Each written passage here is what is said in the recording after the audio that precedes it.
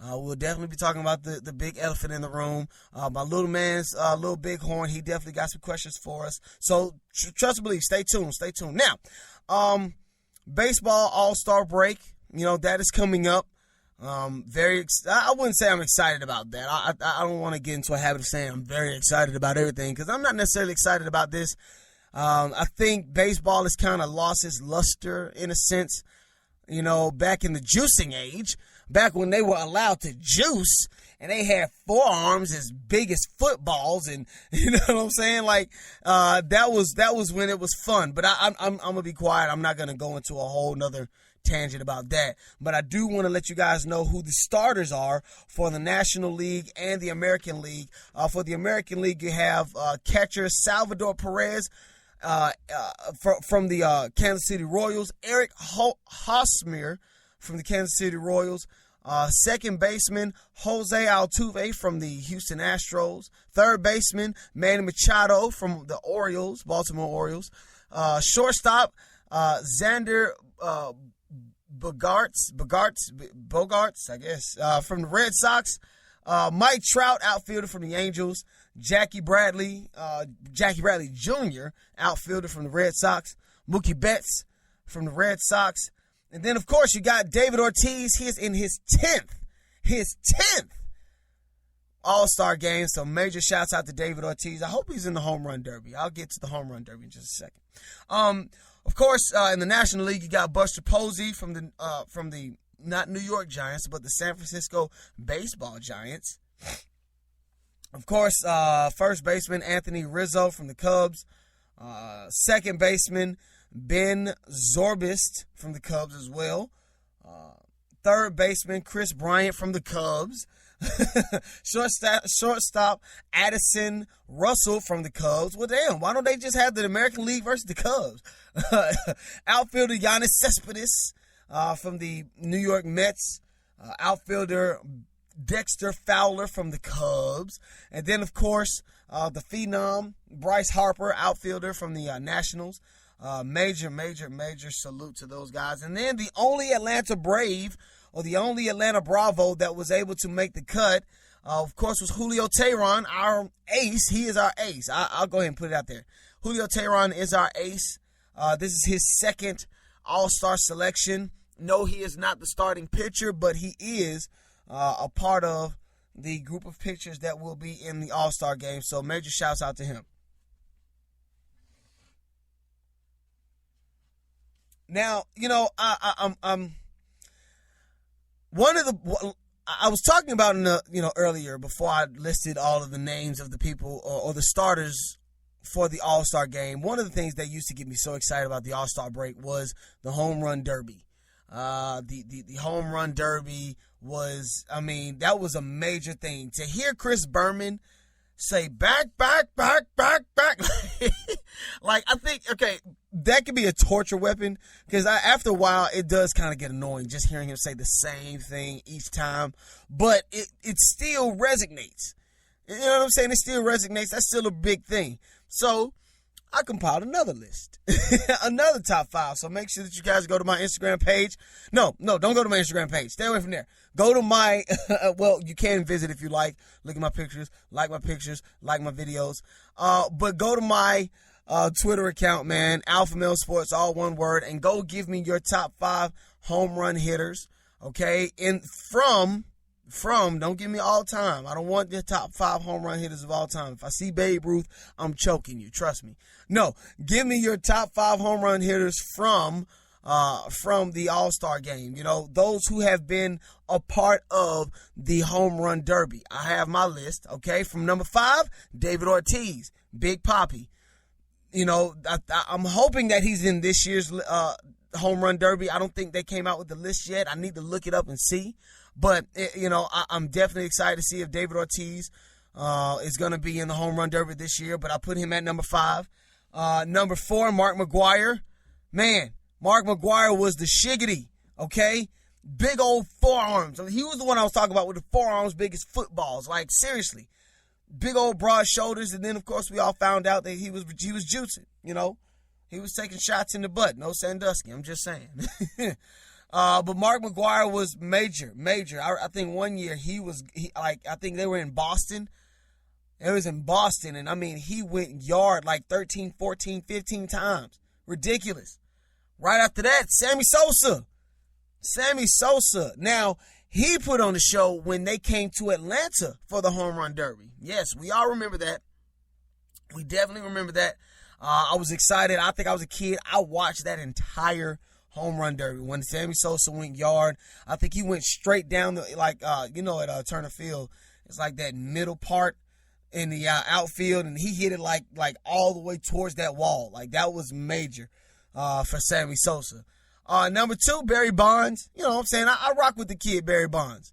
I think him and Mark McGwire kind of use the same juice. And number 1, my number 1 guy, my number 1 home run hitter, by all means, it's the kid, Ken Griffey Jr. Yes, Ken Griffey Jr. has to be by far my favorite home run derby hitter of all time.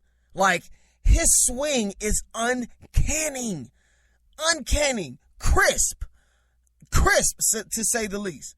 I mean, I'm a major fan of the kid, man, Ken Griffey, and that's just how that goes, man. That's just how that goes. But I got to get up out of here, man. We got to go to another break. We got to pay some more bills. So, of course, you already know what it is, ladies and gentlemen. You already know what it is, man. It's me, he is I, and I am him. I am he. They call it the Alpha Male. I'm going to see you guys on the other side of the break. Definitely, we got a little Bighorn coming up. And, of course, we're going to be talking about free agency, people. It's Alpha Male.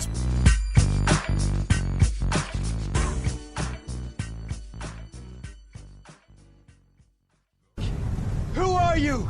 It doesn't matter who we are. What matters is our plan. We like sports and we don't care who knows. And we back. We are back, ladies and gentlemen. You already know what time it is. It is me. He is I, and I am him. I am he that they call the Alpha Male. Third segment, ladies and gentlemen. You already know what we got, man. Lil Bighorn, he's coming with his questions. But before we get into Lil Bighorn and his questions, I really have to bring up something. We weren't able to have Meme Monday. You know, I started a segment called Meme Mondays.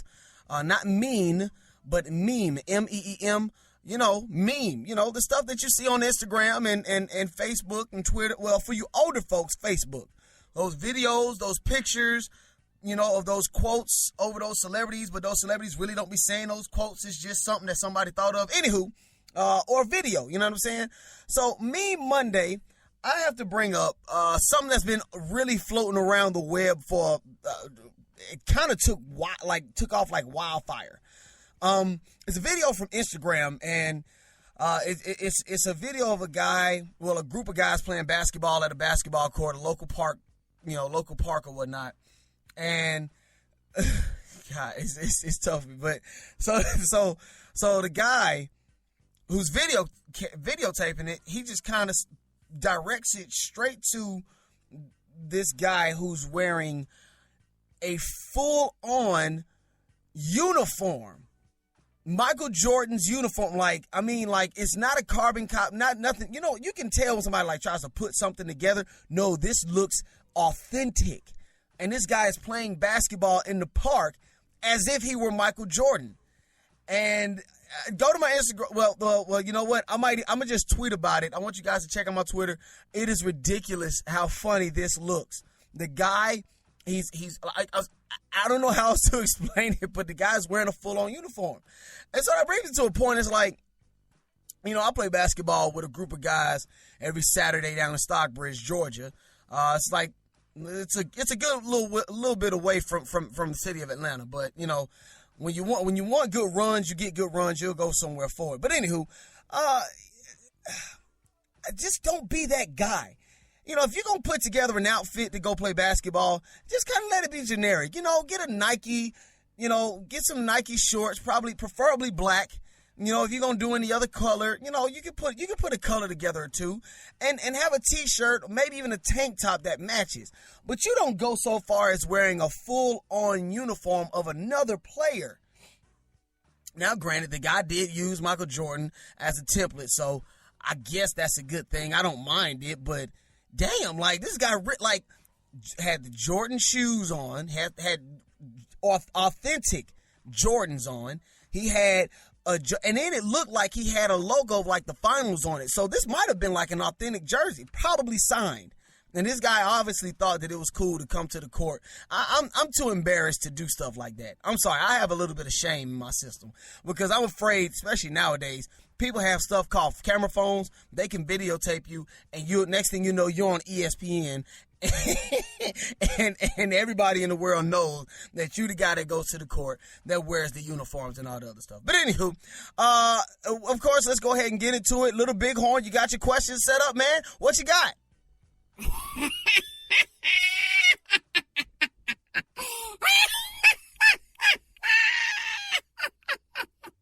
Alpha, you was serious as hell last week talking about how you did not want Dwight Howard to come to Atlanta. Why Atlanta should not sign Dwight Howard, and look what happened. What you got to say now, ALPHAMALE? Well, of course, yeah. Last week I did speak on the rumors, because at the time it was rumors that Dwight Howard would, of course, sign with the Atlanta Hawks. You know, he is a free agent, or was a free agent, and I did not like it. I can honestly say I did not like it. I still don't like it. It's a lot of Atlanta fans that are very excited about it. There's a lot of Atlanta fans that believe that, oh my gosh, we finally got what we need.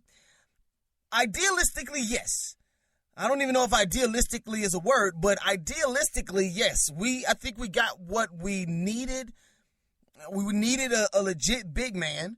And of course, we needed a rim protector. But I just didn't think that Dwight Howard, I don't know. I just don't.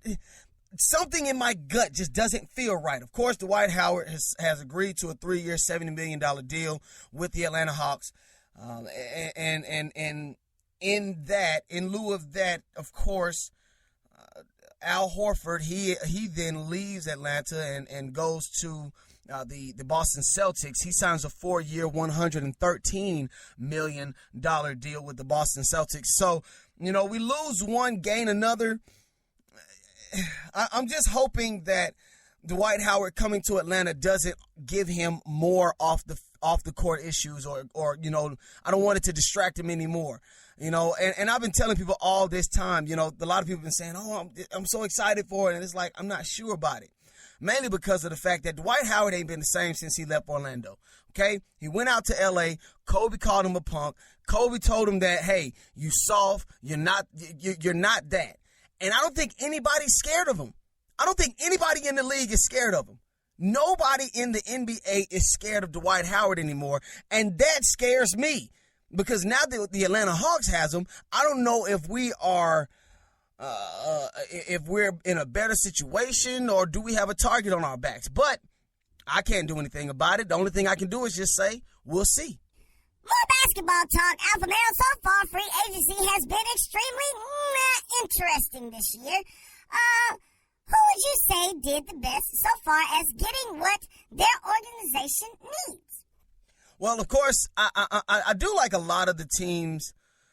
Well, I'm not going to say a lot of the teams. I do like a lot of the acquisitions that some teams made. And there's really only one team that I can say that I'm proud to say that they did a very good job.